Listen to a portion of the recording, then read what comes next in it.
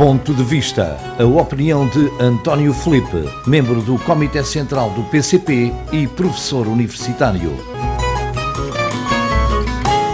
Caros ouvintes, este meu ponto de vista de hoje não pode deixar de ser sobre o que aconteceu. Recentemente foi a fuga de 5 reclusos de alta perigosidade do estabelecimento prisional dos Altos. Ainda está muita coisa por esclarecer e alguma investigação que terá por ir por diante relativamente a esta matéria, mas há algumas coisas que devem ser vistas. Desde logo porque não se compreende a demora do Governo em pronunciar-se sobre este problema. Admito que a Ministra da Justiça não estivesse pessoalmente disponível, por se encontrar ausente do país, mas uma coisa é a ausência momentânea de um membro do Governo, independentemente da responsabilidade que tenha, outra coisa é o Governo em si mesmo não dizer nada sobre isso, que a Ministra não está disponível, haveria certamente algum secretário de Estado da área da Justiça com competência delegada nesta matéria, ou no limite outro colega do Governo que se pronunciasse. Que não é aceitável é que na ausência da Ministra da Justiça que o Governo não diga nada e deixe passar tanto tempo até se pronunciar e assumir responsabilidades relativamente àquilo que ocorreu na cadeia dos Altos. Portanto, sem prejuízo, naturalmente, de informações que possam e devam ser dadas por responsáveis dos serviços prisionais e responsáveis do sistema de segurança interna relativamente àquilo que é preciso agora fazer com vista a tentar recapturar os reclusos evadidos, evidentemente que há uma responsabilidade da tutela política que não pode ser olvidada e, nesse sentido, é muito criticável que o Governo tenha demorado tanto até se pronunciar sobre esta. A segunda questão tem que ver com a gravidade deste problema, de facto. Trata-se de uma prisão onde estão presos condenados, alguns deles com vimos a penas muito longas de prisão e, portanto, é suposto ser um estabelecimento prisional com condições de segurança muito rigorosas, chamam uma prisão de alta.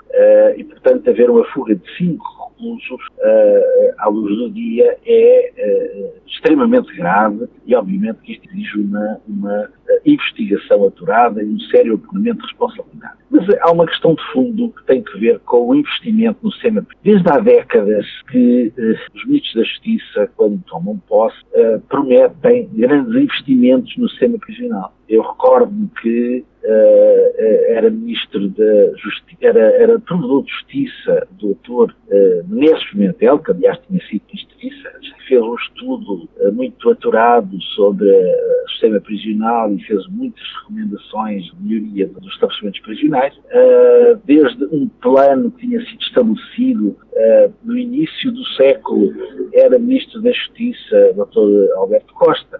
Depois, a ministra Celeste Cardona, quando dos governos de Durão Barroso, do governo de Durão Barroso tinha anunciado, encomendou um estudo que foi liderado, inclusive, pelo professor Freitas do Amaral, mais uma vez se previa um plano de investimento plurianual nos estabelecimentos prisionais.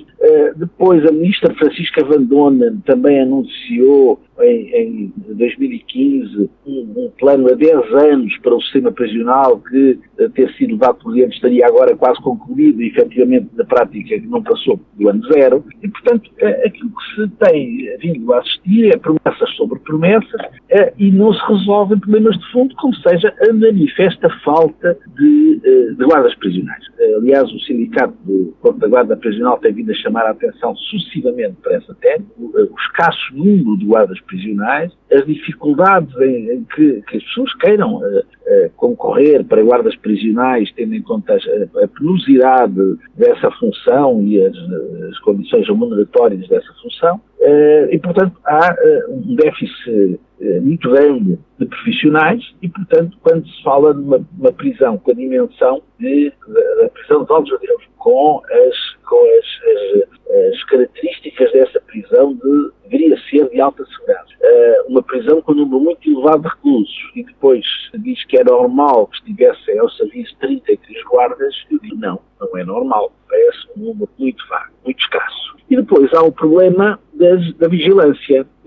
Eu próprio visitei a cadeia de Valdedeus em 2009 e nessa altura fui alertado para as condições muito cientes e muito decrépitas das torres de vigilância, que careceriam de uma renovação urgente.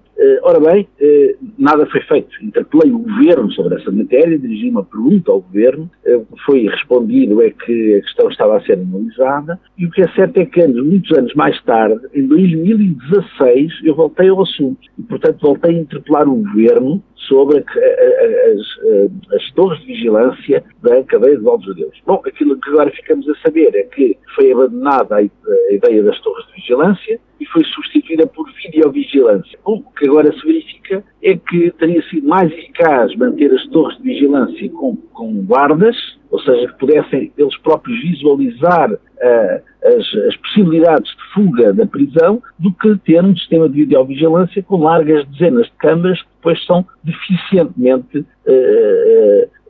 fiscalizadas em tempo real, que é aquilo que provavelmente se terá passado, o que fez com que só muito mais tarde se tenha dado o alarme relativamente a esta fuga. Portanto, eu diria que, sintetizando, há uma investigação a fazer relativamente a este caso concreto, o apuramento das suas circunstâncias concretas, há ilações e responsabilidades eventualmente a tirar por este facto, mas há uma responsabilidade de fundo do poder político que vem desde há muitos anos de incúria e de falta de investimento nas condições do sistema prisional que pode ter depois consequências como esta com que estamos agora confrontados e fazemos votos para que situações como esta sejam evitadas e não voltem a ocorrer, porque de facto isto não pode acontecer.